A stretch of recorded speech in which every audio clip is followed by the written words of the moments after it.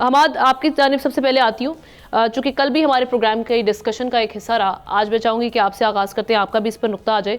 یہ کتنا بڑا چیلنج ہے، اور دوسری چیز یہ کہ اگر سارے معاملات دیکھے جائیں، ڈرافٹ بھی شیئر کیا گیا لیکن وہ ابھی مسترد ہو گیا ہے، ٹائم بہت کم ہے، یہ سارے معاملات کو دیکھتے ہوئے آسان ہوگا، اور پھر سینٹ میں کے پی کی نمائندگی بھی نہیں ہے، تو کس طرح سے یہ پاس کروائے جائیں گے؟ اس کے اوپر تو میرے جو دیگر پینلسٹ ہیں وہ زیادہ اچھی رائے دے سکتے ہیں. میں اپنی بات کو ذرا قانون کے اور آئین کے اندر ہی رکھنے کی کوشش کروں گا. جہاں تک آئینی ترمیم کی بات ہے تو پہلی بات تو یہ کلیئر ہونی چاہیے کہ ابھی بھی ہمارے پاس امینڈمنٹ کا ڈرافٹ نہیں ہے. ہم اس کے اوپر بات اسٹک وائز نہیں کر سکتے، آرٹیکل وائز نہیں کر سکتے. جو دو موٹی موٹی باتیں ہمارے سامنے ہیں، جو چند موٹی موٹی باتیں ہمارے سامنے کی جاتی ہیں، اس کو ضرور ڈسکس کر لیتے ہیں. اس میں کوئی شک نہیں ہے، اس بات کا میں ہمیشہ اعتراف آپ کے سامنے کرتا رہا ہوں کہ ہمارے نظام عدل میں 10,000 مسائل ہیں.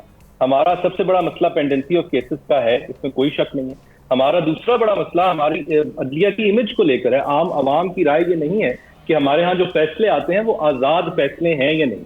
اب ان مسائل کو اگر درست کرنا ہے تو جس دوائی سے اس بیماری کا علاج کیا جا رہا ہے وہ دوائی اس بیماری کے لیے نہیں ہے.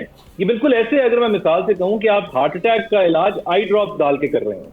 اب میں نے جو دو ایشوز گنوائے ہیں، اگر میں ان کے اوپر موٹی موٹی بات کر لوں آپ کے سامنے، تو سب سے پہلا ایشو یہ کہا جاتا ہے کہ فیصلے آزاد نہیں کیے جاتے، اور اگر آزاد فیصلے کر بھی دیے جاتے ہیں تو طاقتوروں کے اوپر ان کو امپلیمنٹ نہیں کروایا جا سکتا. اس کی مثال ہمارے سامنے ہم نے دیکھا ہے کہ سپریم کورٹ کا ایک فیصلہ آتا ہے، اس پہ الیکشن کمیشن اپنی مرضی سے ایڈیشن کر لیتا ہے جو اس کو درست لگتا ہے، اور اس ایڈیشن کی بنیاد کے اوپر ایک رجسٹرڈ پارٹی کو الیکشن کنٹیسٹ کرنے نہیں دیتا.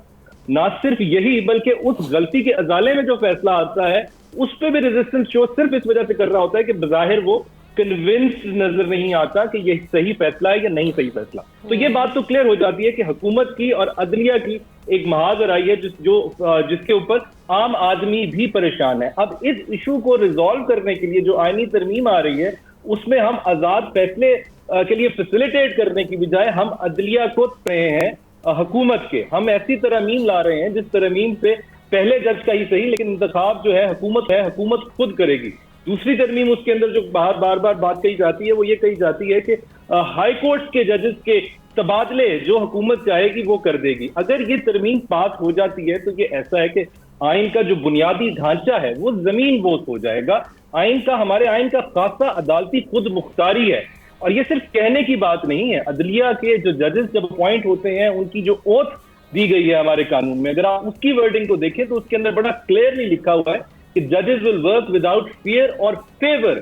اگر یہ ترامین پاس ہو جاتی ہیں اور ایک جج کو پشاور سے اٹھا کر کبھی بھی کوئٹہ پھینکا جا سکتا ہے تو یہ سمجھنے کے لیے کوئی قانونی ماہر ہونے کی ضرورت نہیں ہے کہ وہاں پر فیئر اور فیور رہ پائے گی یا نہیں رہ پائے گی.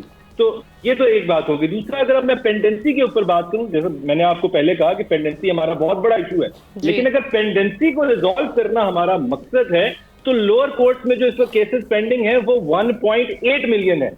اس کے برعکس سپریم کورٹ میں جو کیسز پینڈنگ ہے وہ 58,000 ہے. تو کوئی بھی آدمی ہوگا وہ سب سے پہلے یہ سوچے گا کہ جہاں زیادہ ضرورت ہے وہاں پر ریفارمز پہلے لانے چاہیے. اسی طریقے سے سپریم کورٹ میں غالباً 4 لاکھ کیسز پینڈنگ ہے، لیکن یہاں پر ترتیب الٹی شروع کی گئی ہے، اس کے اوپر کئی سوالات اٹھتے ہیں. اور دوسری بات کہ جو ہمیں بتایا جا رہا ہے کہ 90% ٹائم ہماری سپریم کورٹ کا، ہماری اعلیٰ عدلیہ کا سیاسی مقدمات میں جا رہا ہے. تو یہ جو 90% کی فگر ہمیں دی جا رہی ہے یہ بغیر کسی ڈیٹا کے دی جا رہی ہے. ہم ڈیٹا کی دنیا میں رہ رہے ہیں.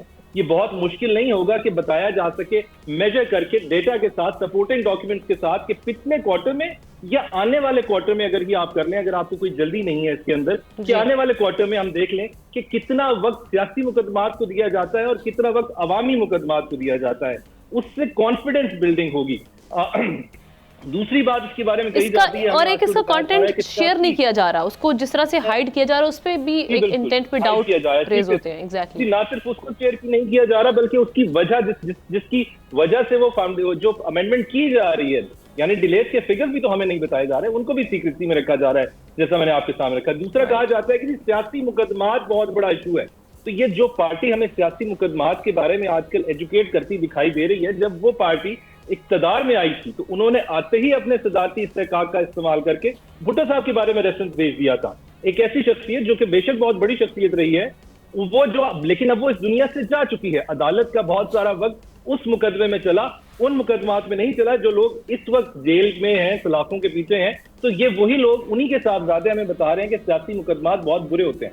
सियासी मुकदमात का मेरे नजदीक जो एक दो बड़ी रीजंस हैं, वो एक तो ये है कि ऑर्डिनेंस के थ्रू जब कानून साजी की जाएगी, जब आप पार्लियामान को पीछे छोड़ देंगे और सदारती ऑर्डिनेंस के थ्रू कानून साजी करेंगे, तो पार्लियामान के मेंबरान हो या सिविल सोसाइटी के लोग हो, उनके पास कोई और दूसरा रास्ता नहीं रह जाता कि वो अदालत में जाकर उसको चैलेंज करें। इसको भी आप सियासी मुकदमाबाजी में शुमार करेंगे तो आप बेहतर समझते हैं। दूसरी एक बड़ी वजह वो भी हकीकत है कि हमारे यहाँ ऐसे सियासी लीडरान भी हैं जो कि पार्लियामान में होते हुए भी सड़क की सियासत को ज्यादा बेहतर तौर पर करना चाहते हैं, और वहां पर उनका रुझान ज्यादा होता है। वो कानून साजी के अमल में नहीं आते, लेकिन जब कानून साजी हो जाती है तो वो पॉइंट स्कोरिंग के लिए उसको अदालतों में चैलेंज कर देते हैं। ये भी एक बहुत बड़ा मसला है। इस वक्त आखिरी बात मैं आपके सामने रखूं, जो मिसाके जमहूरियत में बात बार बार की जा रही है कि मिसाके जमहूरियत में लिख दिया गया है कि आईनी अदालत बनाई जाएगी। उसी मिसाके जमहूरियत की शिक नंबर 4 को अगर देखें तो उसमें लिखा हुआ है कि आईनी अदालत में जिन जजेस को लगाया जाएगा, लगाने का तरीकेकार एग्जैक्टली वही होगा जो आला अदलिया के जजेस को लगाने का होता है, यानी कमीशन के थ्रू। उसमें हुकूमत को ऐसा कोई इख्तियार नहीं दिया गया। ठीक है, सब्सक्राइब करें और बेल दबाएं ताकि कोई खबर रह न जाए।